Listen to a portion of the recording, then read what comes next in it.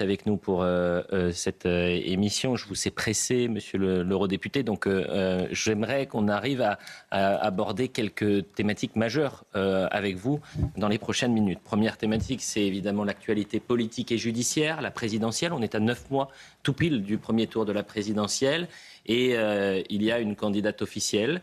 C'est Marine Le Pen. Elle l'a annoncé cette semaine dans un contexte judiciaire là aussi inédit. Quel regard vous portez sur la Cour de cassation qui annonce vouloir rendre sa décision, son pourvoi, avant le premier tour de la présidentielle ? En un sens, c'est légitime que les décisions judiciaires soient prises avant que les Français n'aient un choix à faire. Maintenant, ce que j'espère, c'est que cette présidentielle va être l'occasion de parler d'autre chose que d'un feuilleton judiciaire. Il faut qu'on parle de la France, il faut qu'on parle des Français, il faut qu'on parle de tous les problèmes du pays qui sont si grands. Et 2027 doit être un moment démocratique déterminant pour relever ce pays qui a tellement besoin d'action. Et si on doit parler de justice, c'est d'abord, je parle sous le contrôle de Georges Fenech, mais pour parler, et d'André Valigny, de la reconstruction de notre appareil judiciaire.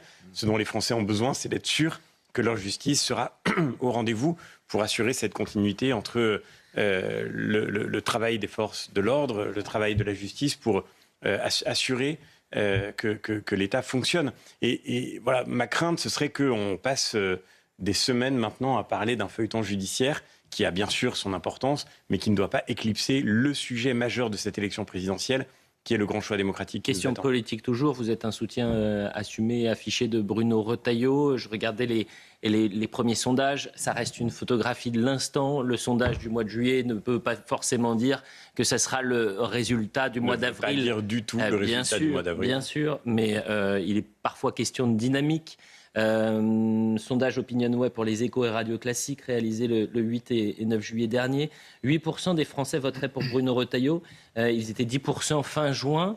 Comment vous expliquez que cette campagne, pour l'instant, ne prenne pas forcément autour de votre candidat ? Je pense que tous les Français qui nous regardent savent que la campagne n'a pas encore commencé.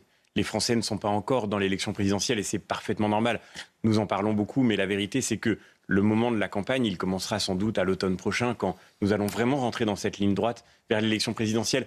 Et je suis heureux que d'une certaine manière, au moins cette semaine, on voit le paysage se dessiner plus clairement. Le Rassemblement national a désormais une candidate.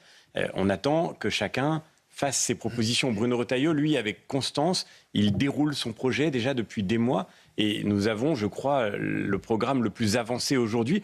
Nous attendons de voir ce que les autres camps vont proposer pour pouvoir faire en sorte que les Français se prononcent d'une manière qui soit vraiment libre et vraiment éclairée. L'idée, c'est aussi de la grande clarification, savoir où les candidats veulent aller et faire avancer le pays, bien sûr, mais avec qui ils pourraient s'allier. Quel regard vous portez sur la candidature d'Édouard Philippe ? Bruno Retailleau disait c'est en fait, quelque sorte le copier-coller de la Macronie. Est-ce qu'aujourd'hui, vous dites jamais nous nous rallierons à Édouard Philippe ? Pour moi, la grande question de 2027, c'est est-ce qu'on veut continuer ou est-ce qu'on veut tout changer ? Et je pense que les Français le savent bien.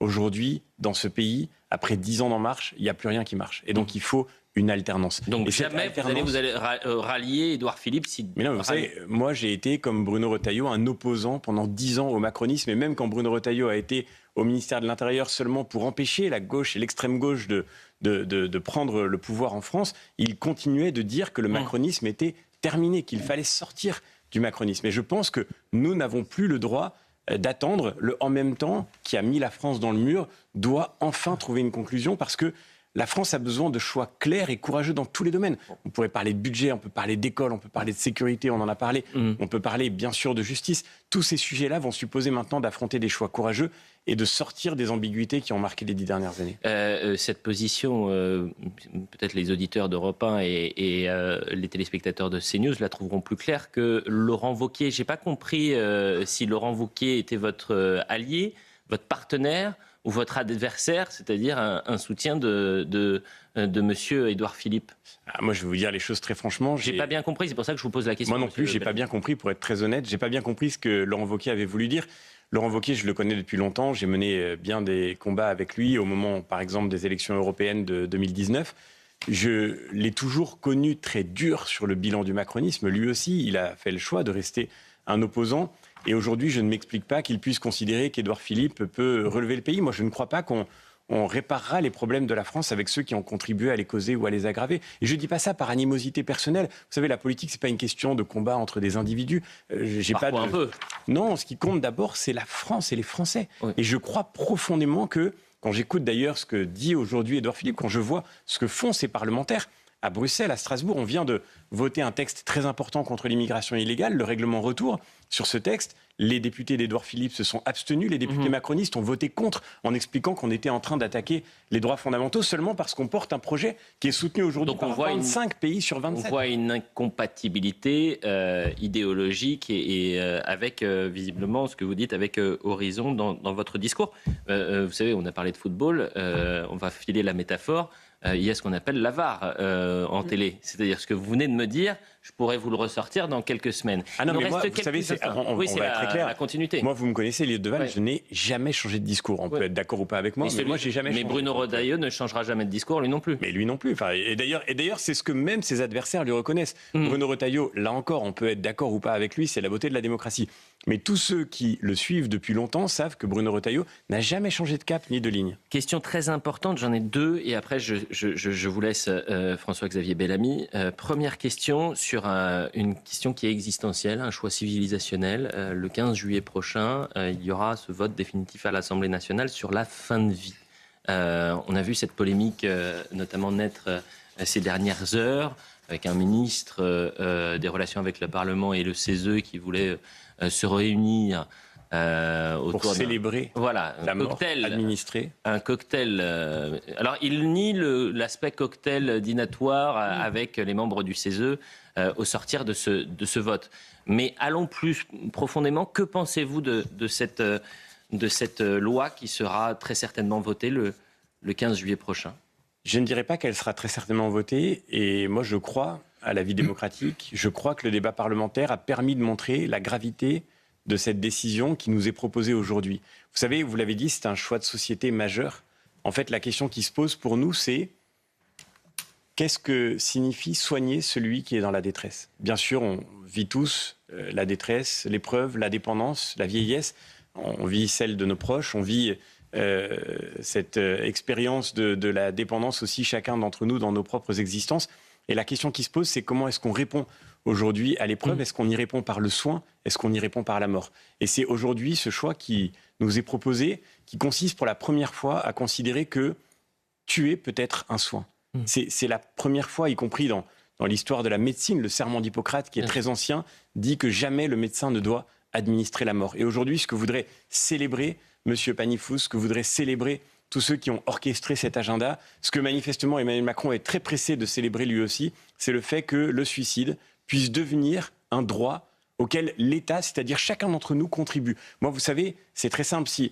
Si un jour, je devais me trouver dans une situation de souffrance telle que je demande à un ami de m'aider à mourir, j'espère que cet ami me dira « Mais non, la vie a un sens et je vais t'aider à y retrouver goût. » Et aujourd'hui, en particulier dans le moment où nous sommes, nous avons tous les moyens de soulager la souffrance. Nous vivons dans une époque où la médecine n'a jamais été aussi efficace dans le fait de protéger les Français de l'expérience de la souffrance, y compris de la souffrance physique ou de la souffrance psychologique. Et donc la vraie question, c'est est-ce qu'on veut se donner les moyens de soulager la souffrance ou est-ce qu'on veut dire à quelqu'un qui demain demandera la mort qu'on va l'aider à partir, qu'on va lui garantir les conditions du suicide. Moi, je ne crois pas à cette société-là. 9h41, François-Xavier Bellamy est l'invité de l'heure des pros. Dernière question, on en parlera en longueur, bien évidemment, dans cette émission, mais ça m'intéresse d'avoir votre regard. C'est vrai que c'est rare comme parole quand ça vient du monde culturel, artistique. Et j'ai souvent tendance à dire que la gauche croisette est plutôt consensuelle quand il faut attaquer la peste brune, l'extrême droite, et rarement pour condamner l'extrême gauche. Il s'avère qu'Elie Semoun a pris la parole pour dire qu'il considérait que la France insoumise était plus dangereuse que le Rassemblement national. Et vous diriez quoi ? Ah mais moi je dis la même chose depuis très longtemps pour le coup, donc ça n'est pas nouveau. Et d'abord je crois que ça n'est pas tellement une hiérarchie des dangers, mais je crois qu'il faut regarder la menace existentielle pour notre vie démocratique que représente la France insoumise. Parce que la France insoumise, depuis des mois, nous le voyons bien, nous en avons malheureusement eu bien trop de confirmations, légitime le retour de la violence politique. La France insoumise veut contourner l'exercice de la démocratie. On entendait encore tout récemment des militants de la France insoumise nous expliquer que si les Français blancs s'inquiètent pour leur avenir, ils ont bien raison et qu'ils sont lucides et qu'on doit leur reconnaître le droit d'avoir peur pour leur avenir. Cette racialisation du débat, cette communautarisation, il est absolument incroyable. Vous l'avez dit à l'instant que nous ne soyons pas tous unis pour la dénoncer aujourd'hui. Tous, que nous soyons de gauche, de droite, ça devrait être pour tous les responsables politiques aujourd'hui un devoir que de dénoncer ce risque majeur qui pèse sur notre vie démocratique. Moi, je vous reconnais votre constance sur le sujet, il n'y a aucun débat. En revanche, on a l'impression qu'Elie Semoun est un peu plus courageux que certains membres de votre propre famille politique qui, eux, ne font pas le choix aussi clair que le fait Elie Semoun. Il y a certains responsables LR qui n'ont pas envie de trancher entre la France Insoumise et le RN. On pourrait parler des désistements aussi qu'il y a pu avoir lors des élections législatives. Sans les citer, vous pensez à Xavier Bertrand, Jean-François Copé, par exemple. Je sais que vous ne partagez il n'y a eu aucun ligne. désistement dans les dernières élections législatives et nous, à la différence de M. Attal, par exemple, nous n'avons jamais appelé à sauver la démocratie avec un bulletin LFI. Ça fait une différence majeure parce que moi, je ne crois pas que le barrage républicain consiste à s'allier avec un parti qui est si profondément contraire à l'esprit de notre pays. Mais vous savez, à la fin, ce débat, évidemment, il faudra le trancher. Je crois que notre devoir est... Je le redis, il y a un mois encore à Strasbourg, lors d'un vote au Parlement européen, information que je partage avec vous sur ce plateau, nous avons voté un amendement un amendement déposé par des députés libéraux, qui demandait le désarmement du Hamas.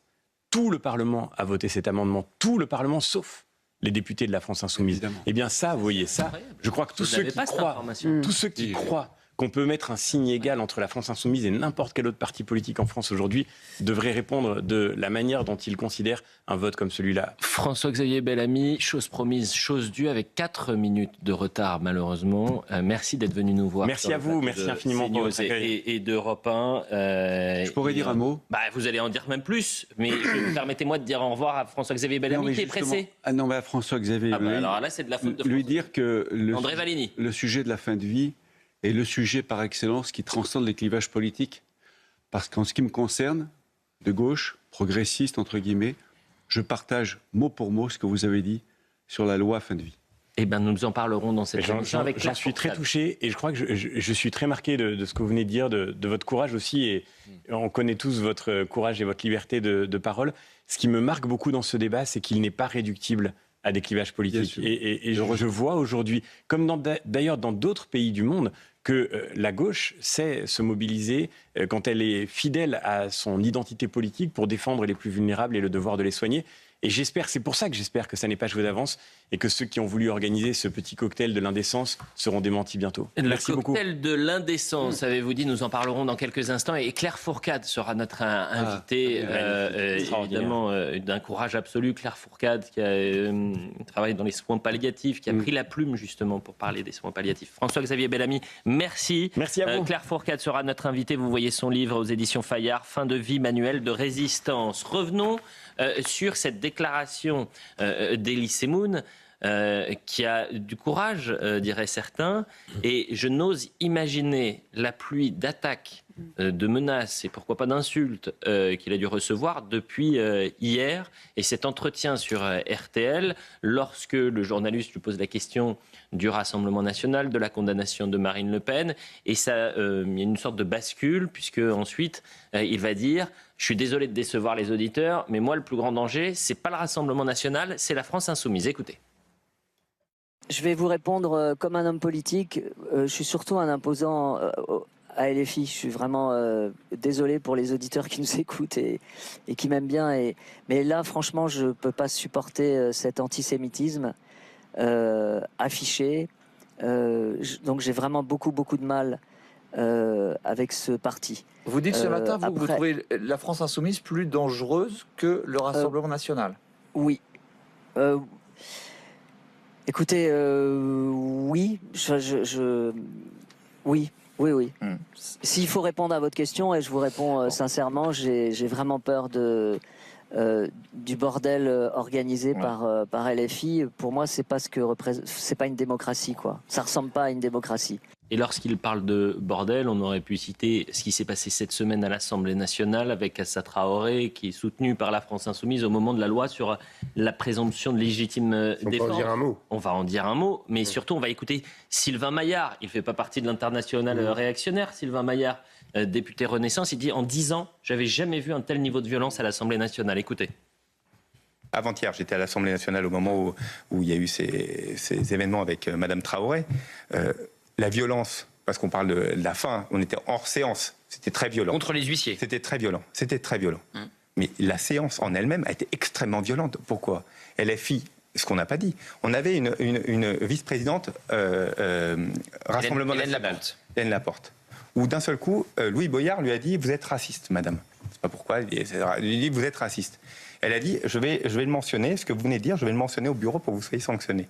Et à ce moment-là, l'ensemble du groupe LFI, l'ensemble du groupe, avec Manuel Bompard, a hurlé vous êtes raciste contre la présidente. Honnêtement, c'était d'une violence. Je suis député depuis presque 10 ans, je n'avais jamais vécu une séance aussi violente. Reda Bellach, qu'on a reçu hier, qui est d'un autre syndicat, Stanislas Godon, me disait ce qui s'est passé cette semaine, donc c'était quelques heures avant la soirée France-Maroc, m'inquiète parce que le climat politique crée un terrain de violence, évidemment, contre les forces de l'ordre. On devient une cible privilégiée par des délinquants qui sont parfois armés, entre guillemets, par un discours anti-flic qui pullule chez certains responsables politiques, notamment à l'extrême gauche de l'échiquier. En fait, c'est l'évolution des slogans de la haine anti-flic, notamment de la France insoumise, qui maintenant se sont invités au sein de l'hémicycle. Et moi, j'ai vu les 3 heures de débat sur la loi sur la présomption de légitime défense. C'était insupportable, avec des affirmations du type « Demain, grâce à cette loi, les policiers vont tirer sur des Noirs et des Arabes. Vous allez valider le système raciste, systémique et ultra-violent de la police nationale. » Enfin, je veux dire, il y a eu des affirmations à l'encontre des policiers, mais qui sont insupportables. Alors, je ne vous parle même pas de l'invitation, effectivement, du clan Assa Traoré, qui a mis le bazar comme pas possible, qui a, je crois, insulté, qui a dit que le ministre était un assassin. Enfin, je veux dire... Il y a un huissier qui a failli tomber. Exactement. D'ailleurs, il y a le Brun-Privé, excusez-moi, à la piscine en ce moment, où elle va réagir à un moment. Parce que je l'ai trouvé plus rapide, la présidente de l'Assemblée nationale, pour saisir le déontologue après une paparazzade, où vous avez des journalistes, des paparazzis qui sont allés photographier Charles Aloncle avec sa compagne. Et là, on saisit le déontologue. Par contre, pour ce qui s'est passé à l'Assemblée, Thomas Bonnet, j'ai rien vu. Et pourtant, elle a été invitée de plusieurs médias. Malheureusement, toujours la question rien. ne lui a pas été posée. Silence radio. Donc, non, elle n'a pas réagi publiquement. À ma connaissance, en tout cas, elle n'a pas réagi publiquement. Donc il faut tendre un micro, poser les questions avant que la présidente de l'Assemblée nationale réagisse. Vous savez, il y a eu une certaine période où certains affirmaient qu'ils étaient la République. Ce jour-là, mardi, voilà, ils ont déshonoré l'écharpe tricolore. Rachel Kahn. Je suis très touchée, moi, par les mots d'Elie Semoun. Pourquoi ? Je suis très touchée parce qu'en réalité, il parle d'antisémitisme, oui, mais dans ce que j'entends, ça va beaucoup plus loin que ça. Elie Semoun, c'est un grand artiste. C'est quelqu'un qui crée, c'est quelqu'un qui doute, c'est quelqu'un qui n'hésite pas à se transformer en homme qui ne lui ressemble pas, même en femme, qui est dans l'autodérision, qui est dans la création pure. Quand on est un artiste, les artistes sont les législateurs de l'ombre. On se cogne forcément contre le dogme de LFI, qui ne parle qu'avec 5 mots. Génocide, apartheid, colonisation, extrême droite, racisme. Ils n'ont que 5 mots. Quand on est un artiste, on ne peut pas avoir que 5 mots. Je suis très touchée parce qu'on le sent heurté dans sa chair et on le sent aussi en volonté de préserver son travail. Pourquoi vous dites volonté de préserver son travail ? C'est-à-dire quoi ? C'est-à-dire qu'en disant ce qu'il a dit hier, rares seront, entre guillemets, les propositions les prochains mois ? Alors, il y a ça d'un côté, parce qu'il se met en danger, parce qu'on voit à quel point le boycott a irrigué notre société. Ça commence par l'antisémitisme, et puis après, c'est tous les autres qui ne pensent pas de la même manière. On voit comment certains artistes se protègent aussi en signant certaines pétitions, par exemple, en étant finalement meute compatible. Et là, en réalité, il est heurté profondément. C'est pour ça qu'il parle. C'est-à-dire qu'il ne peut pas faire autrement par rapport à son professionnalisme et par rapport à son art. André Vallini, vous par exemple, c'est vrai que ça a été la ligne rouge, la France insoumise, alors que vous étiez au Parti socialiste. Vous avez refusé cette alliance contre nature au moment des législatives. Oui. Et ce discours, par exemple, d'Elie Semoun, pourquoi il est exceptionnel au sens propre ? Quand je dis exceptionnel, c'est pas au sens figuré, c'est au sens propre. C'est-à-dire que dans ce monde culturel, dans ce monde des comédiens, dans cette gauche croisette, j'ai vu plus de comédiens soutenir Rima Hassan pour apologie du terrorisme, cette semaine, on parlera de la tribune dans un instant, M. Benjamin Biolay qui signe la tribune en soutien à Rima Hassan, que soutenir Elie Semoun et s'inquiéter par exemple de ce climat ambiant, violent, bordélisant, avec cet antisémitisme d'atmosphère. Oui, ça revient à dire qu'Elie Semoun est très courageux d'avoir pris la position qu'il a prise. Moi, j'aime beaucoup Elie Semoun, je le connais personnellement en plus. On sent qu'il est malheureux de devoir dire ça. Que c'est un homme plutôt de gauche, Elie Semoun, tout le monde le sait. Et il a le courage d'aller contre la doxa, si j'ose dire, ambiante dans les milieux culturels. Donc,